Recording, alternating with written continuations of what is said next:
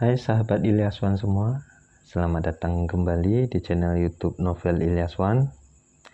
Kita akan melanjutkan membaca novel Keluargamu Bukan Keluargaku. Langsung saja. Keluargamu Bukan Keluargaku, Bab 8, Paufkania. Aku tidak habis pikir dengan jalan pikirannya Mas Noval dan keluarganya itu. Bagaimana bisa uang istri adalah uang suami, sedangkan uang suami bukan uang istri. Bukannya kebalik. Dari ceramah-ceramah yang sering aku dengar itu, uang istri adalah uang istri, sedangkan dalam uang suami itu ada hak istri. Dengan susah payah aku mencerna ucapan ibu mertua tadi. Aku pikir ibu akan membelaku dan menyalahkan Mas Noval karena terlalu perhitungan dengan orang tuaku. Tapi ternyata aku salah besar. Ibu dan Mas Noval sama saja. Memang benar kata pepatah, buah jatuh tidak jauh dari pohonnya.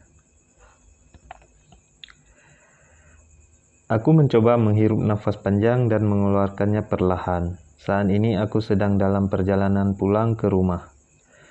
Tadi saat keluar dari rumah ibu, aku segera memesan taksi online. Untung saja ada salah satu taksi yang memang jaraknya dekat. Jadi aku tidak harus menunggu lama untuk pulang ke rumah. Pelan aku memejamkan mata yang terasa berat. Pikiranku masih tidak menyangka jika Mas Noval bisa berbuat seperti ini. Aku berencana akan menyuruh Bang Ruli untuk memberitahu pada sahabatnya itu agar Mas Noval dipecat saja, atau setidaknya jabatannya diturunkan menjadi staf biasa. Untuk apa dia punya jabatan keren dengan gaji tinggi, jika ketika aku perlu bantuannya, dia tidak bisa membantuku.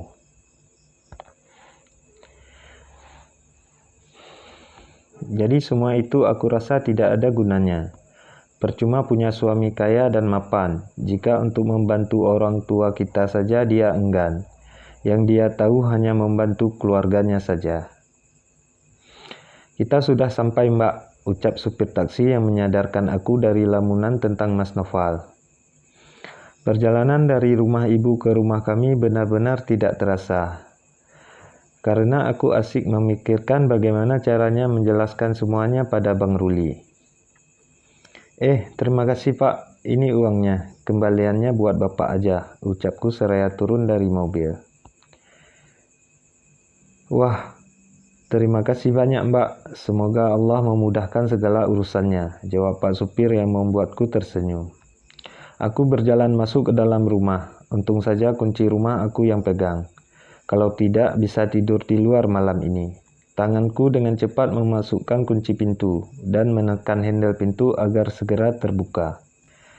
Setelah masuk, aku langsung menuju ke kamar untuk berganti pakaian dan beristirahat. Karena besok aku berencana akan pergi ke kantor Pak Sugiono untuk meminta pekerjaan kembali padanya. Kamu sudah bangun sayang? Tanya Mas Noval saat aku masih menggeliat di atas tempat tidur. Entah jam berapa Mas Noval pulang tadi malam. Aku yang sudah terlelap sampai tidak menyadari jika Mas Noval pulang. Kamu pulang jam berapa tadi malam, Mas? Tanyaku sambil menguap. Mataku rasanya masih berat. Ingin sekali aku tidur lagi. Tapi aku teringat akan rencanaku. Sebaiknya aku memang pergi setelah Mas Noval berangkat kerja.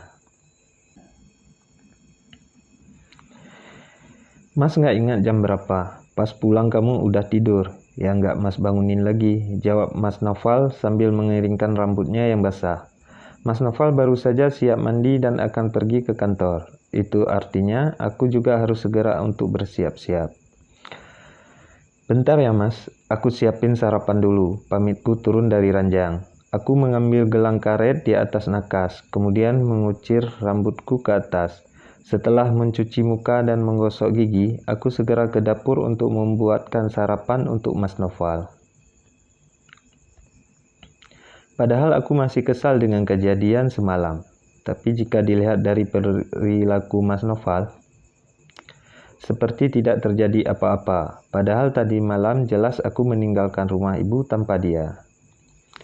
Mas, hari ini aku izin keluar ya, ucapku saat kami sedang menikmati sarapan.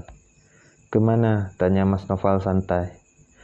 Aku mau lamar kerja. Aku mau kerja lagi, Mas. Jawabku yang membuat aktivitas Mas Noval terhenti. Dia tidak jadi menyendokkan nasi goreng ke dalam mulutnya, malah sekarang dia menatapku tajam. Kamu mau kerja? Nggak boleh, aku nggak izinin, tolak Mas Noval cepat. Lah, kenapa Mas? Bukannya kemarin kamu nyuruh aku buat kerja lagi? Tanyaku berang. Karena seingatku kemarin saat kami sedang bertengkar, Mas Noval menyuruhku untuk kembali bekerja jika ingin memberikan uang untuk mama dan papa.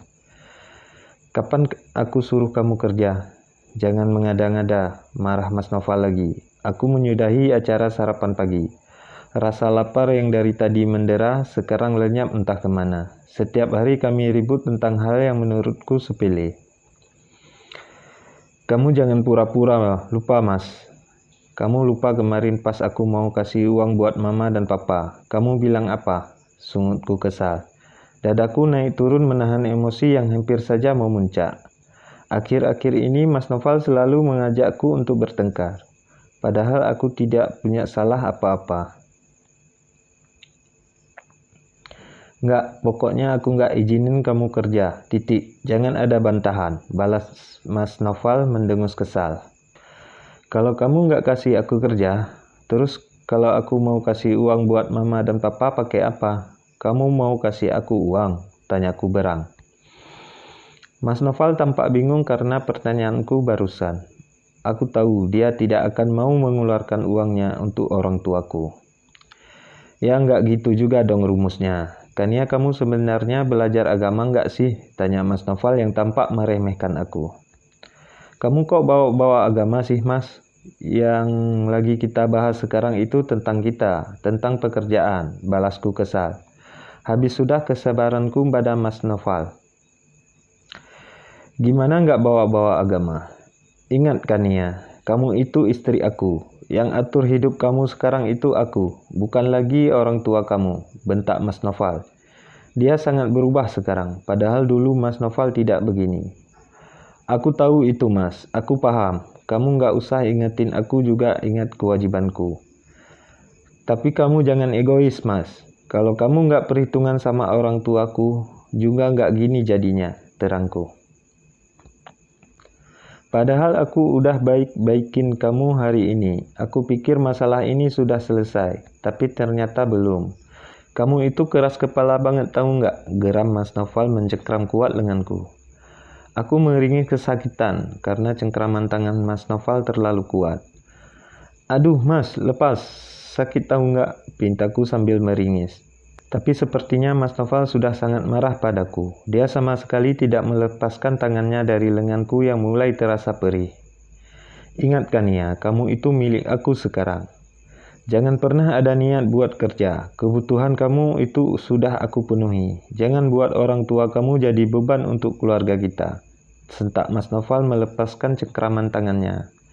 Aku mengusap tanganku yang terasa sakit dan perih. Tapi rasa sakit ini tidak sebanding dengan sakit hatiku mendengar ucapan Mas Noval barusan. Baiklah Mas, kalau begitu ceraikan saja aku. Karena aku ingin bebas dan tidak mau hidup dalam sarang neraka seperti ini, teriakku sambil menunjuk ke wajah Mas Noval. Mendengar ucapanku barusan, Mas Noval tersentak kaget. Mungkin dia tidak menyangka jika aku berani meminta pisah. Dia pikir aku akan takut kehilangan semua ini. Tidak ada yang aku takutkan. Selama raga ini masih kuat dan sehat, aku bisa mencari uang sendiri. Aku juga akan mencari uang untuk pengobatan papa. Kamu bercanda kan, Kania? Kamu nggak serius kan dengan omongan barusan? Tanya Mas Noval gagap. Aku tahu dia sangat takut jika aku meminta pisah, karena selama ini aku selalu menjadi istri yang penurut. Kamu tuli Mas, aku minta pisah, tekanku sekali lagi. Semakin membuat Mas Noval gusar, dia berusaha memegang kedua tanganku tapi dengan cepat aku menepisnya. Enggak, kamu enggak bisa bersikap egois seperti ini. Kamu nggak bisa minta pisah cuma karena masalah sepele seperti ini. Kamu sadar, ucap Mas Naufal lagi dengan nada memelas. Sepele katamu, Mas. Kamu ingat nggak omongan aku dulu? Aku bisa memaafkan semua kesalahan kamu, tapi ada 2 kesalahan yang tidak bisa aku maafkan. Yang pertama, jika kamu selingkuh, dan yang kedua, jika kamu tidak menghormati kedua orang tuaku. Mungkin bagi kamu sepele, Mas, tapi di dalam sini aku merasakan sakit yang tak terkira. Mendengar kata-kata yang keluar dari mulutmu tentang mama dan papa, seakan-akan mereka adalah orang lain. Padahal mereka orang tuaku. Mereka loh, Mas, yang udah melahirkan dan membesarkan aku sampai bisa seperti ini. Mereka, Mas, yang merawat dan memberikan aku kehidupan, bukan kamu. Kamu itu hadir dalam hidupku itu cuma beberapa tahun yang lalu. Tapi dengan seenak udelnya kamu meremehkan mereka. Kamu mengatakan jika aku tidak boleh lagi mengabdi pada mereka.